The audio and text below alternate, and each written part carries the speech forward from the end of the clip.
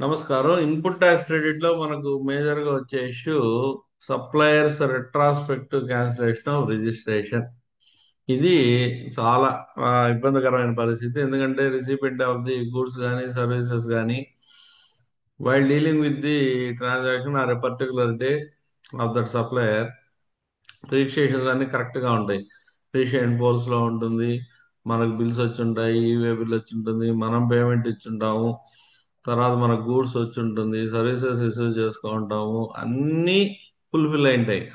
కానీ all of sudden for various reasons supplier registration కానీ retrospective గా అంటే ముందు డేట్స్కి వెళ్ళిపోయి క్యాన్సిల్ కానీ చేసినట్టయితే మన ఇన్పుట్ ట్యాక్స్ రేట్ మనం ఎలా కాపాడుకోవాలనే దాని మీద ఆ, ఒక మంచి 4 జడ్జిమెంట్లు మీ నోటీసుకు తీసుకొచ్చే ప్రయత్నం చేస్తున్నాను.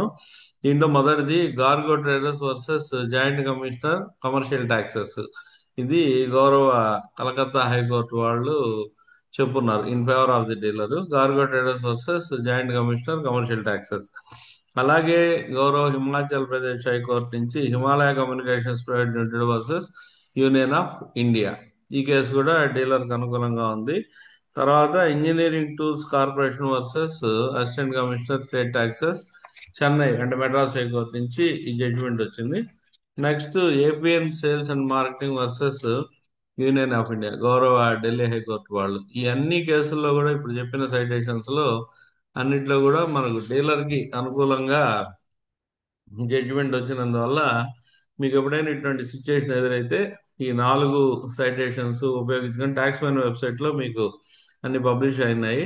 ఒకసారి చూసి మీకు ఎంతవరకు ఉపయోగం అంతవరకు ఈ 4 కేసులు కానీ వాడుకున్నట్టయితే ఒకవేళ సప్లయర్ రిజిస్ట్రేషన్ కానీ రెట్రాస్పెక్ట్ గా క్యాన్సిల్ అయినా కూడా మీరు మీ ఆ, మీ క్లయింట్ యొక్క అంటే రిసిపెంట్ ఆఫ్ ది గుడ్స్ గా ఉంటే మీ క్లయింట్ ఖచ్చితంగా మీ ఇన్పుట్ ట్యాక్స్ రేట్ ని కాపాడుకోవడానికి అవకాశం ఉంది. కాబట్టి ఒకసారి మీరు కూడా ఈ 4 జడ్జిమెంట్స్ చదివి మనసుకు తెచ్చుకొని మీకు ఎప్పుడైనా ఇటువంటి సిచ్యువేషన్ ఎదురైనప్పుడు ఉపయోగించుకుంటారని కోరుకుంటూ వీడియో నచ్చినట్టయితే లైక్ చేయండి, షేర్ చేయండి. ఫస్ట్ టైం నా ఛానల్ చూస్తున్నట్టయితే సబ్స్క్రైబ్ చేయండి. అలాగే దీని ముందు వీడియోలో చెప్పున్నాం GST 2 లో వస్తున్న మార్పులకు అనుగుణంగా 3 రోజుల్లో రిజిస్ట్రేషన్ శాంక్షన్ చేయబోతున్నారని చెప్పి దీనికి సంబంధించిన వీడియో కూడా దీని ముందు వీడియోలో చేస్తున్నాను.